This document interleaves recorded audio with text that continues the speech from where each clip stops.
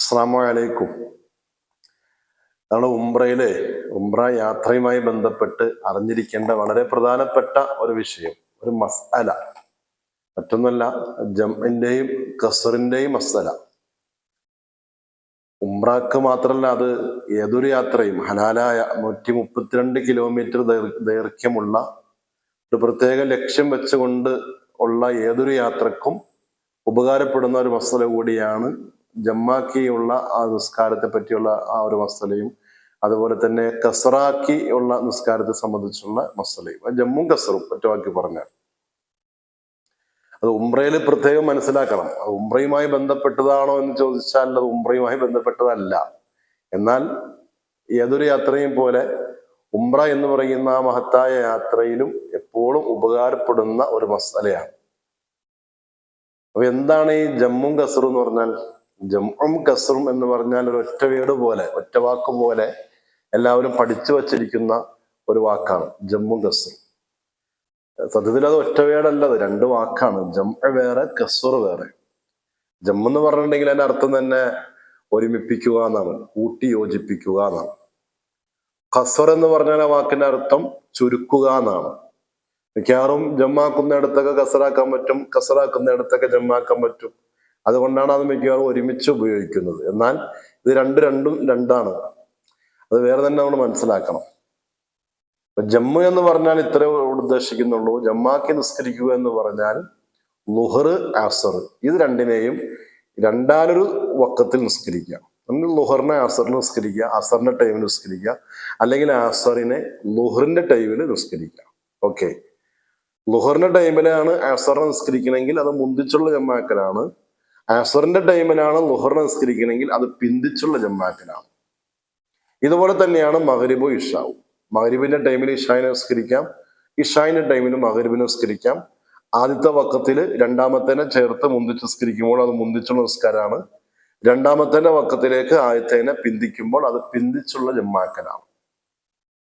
എന്നാൽ അസറും മഗ്രിബും കൂടി ജമ്മാക്കാൻ പറ്റുമോ? ഇല്ല, അത് പറ്റില്ല. ളുഹറും അസറും പിന്നെ മഗ്രിബും ഇഷാവും, അങ്ങനെയാണ്. സുബ്ഹിനെ പിന്നെ എന്തായാലും ജമ്മാക്കാനും പറ്റില്ല, കസറാക്കാനും പറ്റില്ല. ജമ്മും കസറും ഇല്ലാത്തൊരു നിസ്കാരമാണ് സുബ്ഹ്. കസറില്ലാത്ത നിസ്കാരമാണ് മഗ്രിബ്. ജമ്മുണ്ട്. അപ്പൊ ഇവിടെ ഒന്ന്, നമ്മുടെ യാത്ര 2 മർഹല ദൈർഘ്യം ഉണ്ടാവണം, 132 കിലോമീറ്റർ. പിന്നല്ല, പ്രത്യേകമായ ലക്ഷ്യം ഉണ്ടാകണം. പ്രത്യേക ലക്ഷ്യം വെക്കാതെ ഇങ്ങനെ എത്തുന്നിടത്ത് എത്തട്ടെ എന്ന് വിചാരിച്ച് അങ്ങനെ യാത്ര ചെയ്താൽ അത് 132 കിലോമീറ്റർ വരെ 1320 കിലോമീറ്റർ വന്നാൽ പോലും ആ യാത്രക്ക് ജമ്മും കസറും പറ്റില്ല. ലക്ഷ്യം വേണം. ഇന്ന ലക്ഷ്യത്തിലേക്കാണ് പുറപ്പെടുന്നത് എന്നുള്ളൊരു അറിവ് ഉണ്ടായിരിക്കണം. നാടിന്റെ അതിർത്തി വിട്ട് കിടക്കണം. ഓരോ നാടിനും ആ നാടിന്റെ പേര് ചേർത്ത് പറയപ്പെടുന്ന ഒരു അതിർത്തി ഉണ്ടാവും. ആ അതിർത്തി വിട്ട് കിടക്കുമ്പോഴാണ് യാത്രക്കാരനാവുന്നത്. നാട്ടിൽ വെച്ച് ജമ്മും പറ്റില്ല, കസറും പറ്റില്ല. അപ്പൊ 132 കിലോമീറ്റർ ദൈർഘ്യമുള്ള പ്രത്യേകമായ ലക്ഷ്യത്തേക്ക് എത്താൻ വേണ്ടിയിട്ടുള്ള യാത്രക്ക് ജമ്മും കസറും പറ്റും. നമ്മുടെ ഉംറക്ക് എന്തായാലും പറ്റൂലോ. ഏതാണ്ട് ഒരു 9000 കിലോമീറ്റർ ദൈർഘ്യത്തിലാണ് പരിശുദ്ധമായ കഅബ ഉള്ളത്. അള്ളാഹു അവിടെ എത്തിക്കട്ടെ. അപ്പൊ എന്തായാലും പറ്റും. വീട്ടിൽ നിന്ന് നമ്മൾ ഉംറക്ക് വേണ്ടി ഇറങ്ങുമ്പോൾ നാടിന്റെ അതിർത്തി കടക്കുമ്പോൾ തന്നെ നമ്മൾ യാത്രക്കാരനായി. നാട്ടിലുള്ള സമയത്ത് യാത്രക്കാരനായിട്ട് പരിഗണിക്കൂല. നാടിന്റെ അതിർത്തി കടക്കുമ്പോൾ നമ്മൾ യാത്രക്കാരനായി. അത് അവിടെ എത്തണമെന്നില്ല, 132 കിലോമീറ്റർ പിന്നിടണം എന്നില്ല. നാടിന്റെ അതിർത്തി കടന്നാൽ മതി. അപ്പൊ നാടിന്റെ അതിർത്തി കടന്ന ഒരാളെ സംബന്ധിച്ചിടത്തോളം അവൻ യാത്രക്കാരനായി. ഇങ്ങനെ യാത്ര ആരംഭിച്ച ഒരാള് ഏത് ടൈം വരെയും അവനക്ക് ജമ്മും കസറാക്കാൻ പറ്റുമെന്ന് ചോദിച്ചാൽ 4 ദിവസത്തിലധികം, 4 ദിവസമോ അല്ലെങ്കിൽ 4 ദിവസത്തിലധികമോ ഒരു നിശ്ചിത സ്ഥലത്ത് താമസിക്കണമെന്ന് വിചാരിച്ച് ആ സ്ഥലത്ത് എത്തുന്നതോടുകൂടെ അവന്റെ യാത്ര അവസാനിക്കും. ഇനി 4 ദിവസത്തിന്റെ ഉള്ളിൽ റിട്ടേൺ മടങ്ങി വരും എന്നുള്ള ഒരു വിചാരത്തിലാണ് ഒരു നാട്ടിലെത്തുന്നതെങ്കിലോ അപ്പോഴും അവന്റെ യാത്ര അവസാനിക്കണില്ല. 4 ദിവസം വരെയും ആ നാട്ടിൽ അവൻ എത്തിപ്പെടുന്ന നാട്ടിൽ താമസിക്കുന്ന കാലയളവും അവനെ മുസാഫിറായിട്ടാണ്, യാത്രക്കാരനായിട്ട് പരിഗണിക്കുക. അപ്പൊ 4 ദിവസത്തിന്റെ മേൽ 4 ദിവസമോ അതിന്റെ മേലെയോ താമസിക്കണം എന്ന് വിചാരിച്ച് ഒരു നാട്ടിൽ എത്തുന്നതോടുകൂടി അവന്റെ യാത്ര അവസാനിക്കുന്നു. നമ്മൾ ഉംറക്ക് പോകുമ്പോൾ പരിശുദ്ധമായ മക്കയിലേക്കാണല്ലോ ആദ്യം പുറപ്പെടാം. ആ മക്കയിലേക്ക് പുറപ്പെടുമ്പോൾ അവിടെ 4 ദിവസത്തിന്റെ മേലെ താമസിക്കണമെന്ന് നമ്മുടെ ഉദ്ദേശത്തോടു കൂടിയാണ് അവിടെ എത്തണത്. അവിടെ എത്തുമ്പോൾ തന്നെ നമ്മുടെ യാത്ര അവസാനിക്കാം. ഇനി അതേസമയം നമ്മൾ മദീനത്തേക്കാണ് പുറപ്പെടുന്നതെങ്കിലോ, മദീനത്ത് ചിലപ്പോൾ 2-3 ദിവസം താമസിച്ചിട്ടായിരിക്കും മക്കയിലേക്ക് പുറപ്പെടാം. മദീനത്തെത്തിയാൽ യാത്ര അവസാനിക്കണില്ല.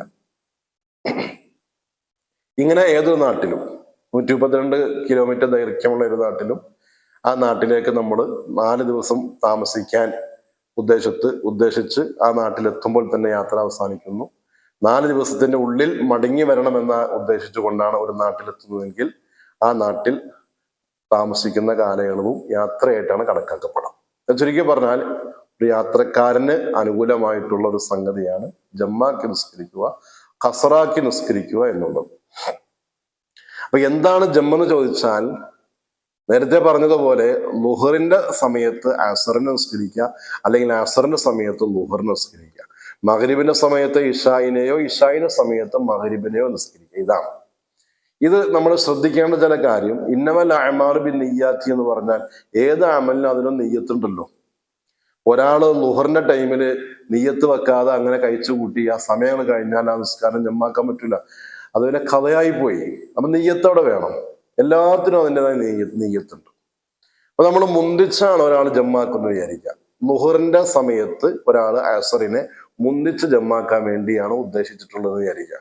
അപ്പൊ എങ്ങനെയാണ് നെയ്യത്ത് വെക്കുക? ജമ്മിനെ പറ്റിയിട്ട് പറയണേ, ഖസറിനെ പറ്റിയിട്ടല്ല. ഖസർ ചുരുക്കി നിസ്കരിക്കലാണ്, അത് ഇൻഷാ അല്ലാഹ് പറയാം. ഇപ്പൊ ജമ്മിനെ പറ്റി മാത്രമാണ് ഈ പറയണേ. അപ്പൊ എങ്ങനെയാണ് ലുഹറിന്റെ സ്ഥാനത്ത് ഒരാൾക്ക് അസർ നിസ്കരിക്കണേ? വളരെ സിമ്പിളാണ്. ലുഹറിന് വേണ്ടി നമ്മൾ നിയ്യത്ത് വെക്കും. ഉസല്ലിലില്ലാഹി തആല ഫർളു ളുഹരി 4 റക്അത്തിൻ മുതവജ്ജിഹൻ ഇലൽ ഖിബ്ലത്തി എന്നൊക്കെ പറഞ്ഞ് നിയ്യത്ത് വെക്കും.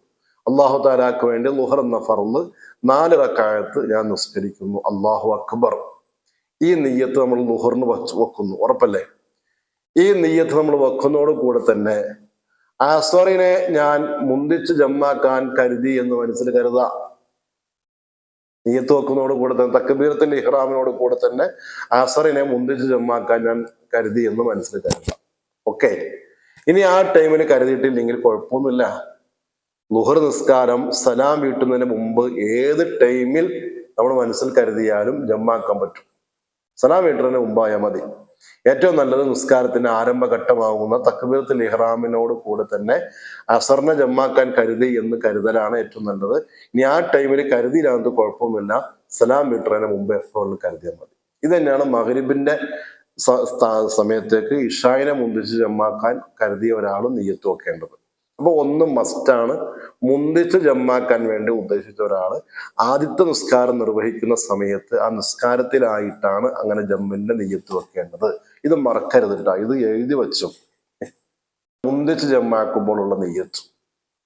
അങ്ങനെ നിയ്യത്ത് വെച്ച് നിസ്കരിച്ചു. ളുഹർ നിസ്കാരം 4 റക്അത്ത് നിസ്കരിച്ചു. സലാം വീട്ടിയ ഉടൻ തന്നെ ജസ്റ്റ് ഒരു മിനിറ്റോ 1.25 മിനിറ്റോ കൂടാത്ത വിധത്തിൽ, നീണ്ടുപോകാത്ത വിധത്തിൽ ഉടൻ തന്നെ അസ്ർ കൂടി നിസ്കരിച്ചോളണം. അതിന്റെ ഇടയിൽ ഇഖാമത്ത് മാത്രം വിളിച്ചാൽ മതി. സുന്നത്ത് നിസ്കരിക്കാൻ നിൽക്കരുത്. സുന്നത്തൊക്കെ അസ്ർ കൂടി നിസ്കാരത്തിന് ശേഷം വേണ്ടി സുന്നത്ത് നിസ്കരിക്കാം. സുന്നത്ത് തന്നെയാണ്. ളുഹറിന് മുമ്പുള്ള സുന്നത്ത് ളുഹറിന് മുമ്പ് നിസ്കരിക്കുക. ളുഹറിന്റെ ശേഷമുള്ള സുന്നത്തും അസറിന്റെ മുമ്പുള്ള സുന്നത്തും ഒക്കെ കൂടി നിസ്കരിക്കേണ്ടത് പിന്നെ അസർ കൂടി നിസ്കരിച്ചതിന് ശേഷമാണ്. ജമ്മാക്കുമ്പോൾ അതിന്റെ ഇടയിൽ ഈ 2 നിസ്കാരങ്ങളുടെ ഇടയിൽ പിന്നെ വേറെ നിസ്കാരമോ പിന്നെ ദൈർഘ്യമാക്കി സമയം നീട്ടിക്കൊണ്ടുപോകാനോ ഒന്നും പറ്റൂല. ഉടൻ തന്നെ 1 മിനിറ്റ് 1.5 മിനിറ്റ് കവിയാത്ത വിധത്തിൽ, നീണ്ടുപോകാത്ത വിധത്തിൽ ഉടൻ തന്നെ അടുത്തുകൂടി നിസ്കരിച്ചോളണം. അതിന്റെ ഇടയിൽ ഇഖാമത്ത് മാത്രം. ഓക്കെ. മഗ്രിബ് ഇശയും ജമ്മാക്കി നിസ്കരിക്കുമ്പോൾ, മഗ്രിബിന്റെ സമയത്ത് നിസ്കരിക്കുമ്പോൾ ഇതന്നെയാണ് മനസ്സിലാക്കേണ്ടത്. മഗ്രിബ് നിസ്കാരത്തിന്റെ ആദ്യ ടൈമിലോ സലാം വീട്ടുന്നതിന് മുമ്പായിട്ടോ ഇഷായിനെ മുന്തിച്ച് ജമ്മാക്കുന്നു എന്ന് മനസ്സിൽ കരുതണം. മഗ്രിബ് 3 റക്അത്ത് നിസ്കരിച്ചതിന് ശേഷം സലാം വീട്ടിന് ശേഷം ഉടൻ തന്നെ ഇഷാ കൂടി നിസ്കരിക്കണം. ഇഖാമത്ത് വിളിച്ച് ഇഷാ കൂടി നിസ്കരിക്കണം. ഓക്കെ. ഇതാണ് മുന്തിച്ച് ജമ്മാക്കുന്നതിന്റെ നമ്മൾ ചുരുങ്ങിയത് മനസ്സിലാക്കേണ്ടത്. ഇനി പിന്തിച്ചാണ് ഒരാൾ ജമ്മാക്കണമെങ്കിലോ, അത് ളുഹറിനെ അസറിലേക്കാണ് പിന്തിക്കണേ, അല്ലെങ്കിൽ മഗ്രിബിനെ ഇഷായിലേക്കാണ് പിന്തിക്കണേ. അപ്പൊ ളുഹറിന്റെ ടൈം ആകുമ്പോൾ ഒരാൾ അങ്ങനെ കരുതാതെ നിയ്യത്ത് വെക്കാതെ ഇങ്ങനെ കുറെ നേരം എങ്ങനെ ഇരുന്നു അസറിന്റെ ടൈം വരെ വെയിറ്റ് ചെയ്തു. അസറിന്റെ ടൈം ആകുമ്പോൾ പെട്ടെന്ന് നിസ്കരിക്കാൻ വെച്ചാൽ നിസ്കാരം കവയായി പോകും. അവൻ നിസ്കാരം കവയായി പോകാതിരിക്കാൻ അവൻ ശ്രദ്ധിക്കേണ്ടത് 1ാം നിസ്കാരത്തിന്റെ സമയം തീരുന്നതിന് മുമ്പ് തന്നെ മനസ്സിൽ കരുതണം. എന്ത് കരുതണം? ഉദാഹരണം ഇപ്പൊ ലുഹറിനെ അസറിലേക്കാണ് പിന്തിക്കണമെങ്കിൽ അവൻ കരുതണം ലുഹർ എന്ന ഫർദിനെ അല്ലെങ്കിൽ ലുഹർ നിസ്കാരത്തെ അസറിലേക്ക് പിന്തിച്ച് ജമാക്കാൻ ഞാൻ കരുതിയിട്ടോ എന്ന് കരുതണം ലുഹറിന്റെ ടൈം തീരുന്നതിന് മുമ്പ്. ഓക്കെ, മഗ്രിബിനെ ഇശായിലേക്ക് ജമാക്കാനാണ് കരുതിയെങ്കിൽ മഗ്രിബിന്റെ ടൈം തീരുന്നതിന് മുമ്പ് മഗ്രിബിനെ ഇശായിലേക്ക് ജമാക്കാൻ ഞാൻ കരുതി എന്ന് കരുതണം. ഇങ്ങനെ കരുതാതെ സമയം കഴിഞ്ഞാൽ ആ നിസ്കാരം കളയായി പോകും. എന്നിട്ടോ ലുഹറിനെ ഇപ്പൊ കരുതിയേക്കല്ലേ അസറിന്റെ ടൈമിലേക്ക്, അസറിന്റെ ടൈം കഴിയുന്നതിനൊക്കെ മുമ്പായിട്ട് നമ്മൾ നേരത്തെ നിസ്കരിച്ചതുപോലെ ഇവിടെ എന്ത് ചെയ്യുക, നിസ്കരിക്കുക. ഇവിടെ ആദ്യം ലുഹർ നിസ്കരിക്കുക, പിന്നെ അസർ നിസ്കരിക്കുക. അല്ലെങ്കിൽ ആദ്യം അസറും ആയാലും കുഴപ്പമില്ല, കാരണം ഈ സമയത്തെ മാനിച്ചുകൊണ്ട് ഇത് അസറിന്റെ ടൈമാണല്ലോ, പിന്തിക്കുമ്പോൾ അത് അസറിന്റെ ടൈം ആയതുകൊണ്ട് ആദ്യം അസർ നിസ്കരിക്കാം, അതിനുശേഷം ലുഹർ നിസ്കരിക്കാം. നിസ്കാരത്തിന്റെ തർത്തീബ് നോക്കുമ്പോൾ ആദ്യം ലുഹറ നിസ്കരിക്കേണ്ടത്, അപ്പൊ അതിനെ പരിഗണിച്ചിട്ട് ആദ്യം ലുഹർ നിസ്കരിക്കാം, സലാം വീട്ടിന് ശേഷം ഇക്കാമത്ത് വെച്ചുകൊണ്ട് തന്നെ അസർ നിസ്കരിക്കാം. അവിടെ ഉടൻ തന്നെ ആവണമെന്നില്ല കേട്ടോ, പിന്തിച്ച് ജമാക്കുമ്പോൾ ഉടൻ തന്നെ ആവണമെന്നില്ല, കുറച്ച് നീണ്ടുപോയാലും കുഴപ്പമൊന്നുമില്ല. മുന്തിച്ച് ജമാക്കുമ്പോഴാണ് ഈ ഉടൻ തന്നെ നിർവഹിക്കേണ്ടത്. ഓക്കെ, മഗ്രിബിനെ ഇശായിലേക്ക് ജമാക്കുമ്പോൾ അങ്ങനെ തന്നെ മഗ്രിബിന്റെ ടൈം തീരുന്നതിന് മുമ്പായിട്ട് മഗ്രിബിനെ ഇശായിലേക്ക് ജമാക്കുന്നു കരുതാം. ഇശായിന്റെ ടൈം ആകുമ്പോൾ മഗ്രിബ് ഇശാ കൂടി നിസ്കരിക്കുക. അവിടെ ആദ്യം വേണമെങ്കിൽ ഇശാ നിസ്കരിക്കുക, അതിനുശേഷം മഗ്രിബ്, അല്ലെങ്കിൽ ആദ്യം മഗ്രിബ് നിസ്കരിക്കുക, പിന്നെ ഇശാ. കാരണം അവിടെ ടൈമിനെ പരിഗണിക്കുമ്പോൾ ഇശായിന്റെ ടൈമാണ്, അപ്പൊ അതുകൊണ്ട് ടൈമിനെ പരിഗണിച്ച് ആദ്യം വേണമെങ്കിൽ ഇശാ നിസ്കരിക്കാം. ഇനി നിസ്കാരത്തിന്റെ ക്രമം പരിഗണിച്ചുകൊണ്ട് ആദ്യം മഗ്രിബ് പിന്നെ ഇശാ, അതിന്റെ ഇടയിൽ ഇഖാമത്ത്. ഓക്കെ, ഇനിച്ച് നീണ്ടുപോയാലും കുഴപ്പമില്ല, അതിനിടയിൽ വിഷയമല്ല. പിന്തിച്ച് എമ്പാക്കുമ്പോൾ നീണ്ടുപോയാൽ കുഴപ്പമില്ല.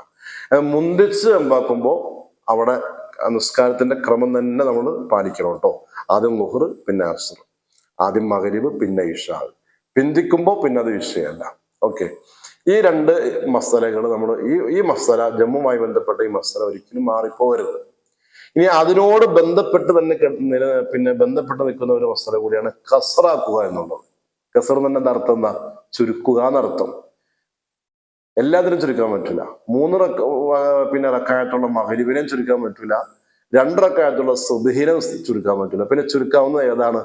4 റക്കായത്തുള്ള നിസ്കാരത്തിന്. ലുഹറിനെ ചുരുക്കി 2 ആക്കാം, അസറിനെ ചുരുക്കി 2 ആക്കാം, ഇഷായിനെ ചുരുക്കി 2 ആക്കാം. അപ്പൊ എങ്ങനെ കസറാക്കാം? ലുഹർ എന്ന ഫർദിനെ 2 റക്കായത്തായി ചുരുക്കി നിസ്കരിക്കുന്നു, അസർ എന്ന ഫർദിനെ 2 റക്കായത്തായിട്ട് ചുരുക്കി കസറാക്കിയാൽ നിസ്കരിക്കുന്നു, ഇഷ എന്ന ഫർദിനെ 2 റക്കായത്തായി ചുരുക്കി കസറാക്കിയാൽ നിസ്കരിക്കുന്നു. ബാക്കിയൊക്കെ നീയത്തിൽ കൊണ്ടുവരേണ്ടതൊക്കെ നീയത്തെ കൊണ്ടുവരട്ടെ. ഞാൻ കസറിന്റെ വിഷയം മാത്രം പരിഗണിച്ചുകൊണ്ടാണ് അപ്പൊ നീയത്ത് അങ്ങനെ പെട്ടെന്ന് പറഞ്ഞത്. അപ്പൊ ചുരുക്കി നിസ്കരിക്കലിനാണ് കസർ എന്ന് പറയാം.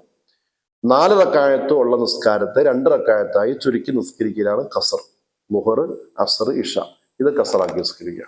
ഓക്കെ, അപ്പൊ രണ്ട് മസലാന്ന് മനസ്സിലായില്ലേ? ജമ്മു വേറെ കസ് വേറെ. ഇനി രണ്ടും കൂടി ഒരുമിച്ച് പറ്റുമോ? ഒരുമിച്ച് പറ്റും, ജമ്മും കസും ഒരുമിച്ച് പറ്റും. അപ്പൊ ലുഹർ അസർ ഒരാൾ നിസ്കരിക്കുകയാണെങ്കിൽ നേരത്തെ പറഞ്ഞതുപോലെ ലുഹർ 4 റക്കായത്ത്, അസർ 4 റക്കായത്ത്, അങ്ങനെ ജമ്മു മാത്രമാക്കി നിസ്കരിക്കുക. ഇനി അതല്ല, രണ്ടും കൂടി, അതായത് ലുഹറിനെയും അസറിനെയും ഒരു ടൈമിൽ നിസ്കരിക്കുക, അതാണ് ജമ്മു. ലുഹറിനെയും അസറിനെയും കസറാക്കിയും നിസ്കരിക്കുക 2 റക്കായത്തായിട്ട്, അതാണ് കസർ. അപ്പൊ ജമ്മും കസറും ഒരുമിച്ചും പറ്റും. അപ്പൊ ജമ്മും കസറും ഓരോന്നായിട്ടും പറ്റും, ജമ്മും കസറും ഒരുമിച്ചും പറ്റും. അധികം ആളുകളും ജമ്മും കസറും ഒരുമിച്ചാണ്. അപ്പൊ 4 റക്കായത്തുള്ള നിസ്കാരത്തിനെ ചുരുക്കി 2 റക്കായത്തായിട്ട് നിസ്കരിക്കുന്നതോടൊപ്പം തന്നെ രണ്ടാലൊരു നമസ്കാരത്തിന്റെ സമയത്ത് ഒരുമിച്ചാക്കി നിസ്കരിക്കുകയും ചെയ്യുമ്പോൾ അത് ജമ്മുവായി കസറുമായി.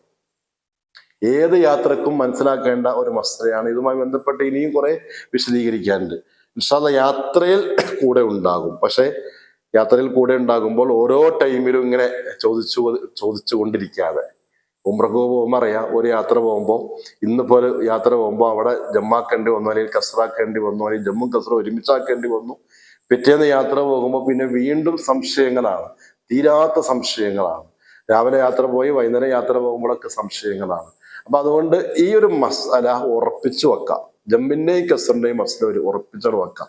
ഇത് ഉംറയിൽ മാത്രമല്ല, ജീവിതത്തിൽ ഏത് യാത്രയാണെങ്കിലും ആ യാത്രകളിലൊക്കെ ഉപകാരപ്പെടുന്ന വിധത്തിൽ ഈ മസലാണ് ഉറപ്പിച്ചു വെച്ചാൽ തന്നെ ഉംറയുടെ ഒരു ഭാഗം ഓക്കെയായി. ഇനി ഹജ്ജാണെങ്കിൽ ഹജ്ജിന്റെ ഒരു ഭാഗം കൂടെ ഓക്കെയായി. ഈ ഒരു മസലയിൽ കിടന്ന് നമ്മൾ കെട്ടിമറിയേണ്ട കാര്യമൊന്നുമില്ല. വളരെ സിമ്പിളാണ് ജമ്മും കസറും. അള്ളാഹു എളുപ്പാക്കട്ടെ. അള്ളാഹു നമ്മുടെ എല്ലാ അമലുകളും സ്വീകരിക്കട്ടെ. പാപങ്ങൾ മുഴുവനും പഠിച്ചറപ്പ് നമുക്ക് മാപ്പാക്കി തരട്ടെ. പരിശുദ്ധമായ ഇരു ഹറമിലേക്ക് എത്താനും സൽക്രമങ്ങൾ ചെയ്യാനും പ്രത്യേകിച്ച് മഖ്ബൂലും മബ്റൂറുമായ ഉംറയും സിയാറത്തും ഒക്കെ നിർവഹിക്കാനും നാം ഏവർക്കും പഠിച്ച റബ്ബ് ആഫിയത്തും തൗഫീഖും നൽകി അനുഗ്രഹിക്കട്ടെ. ആമീൻ ബിറഹ്മതിക യാ അർഹമർ റഹീമീൻ.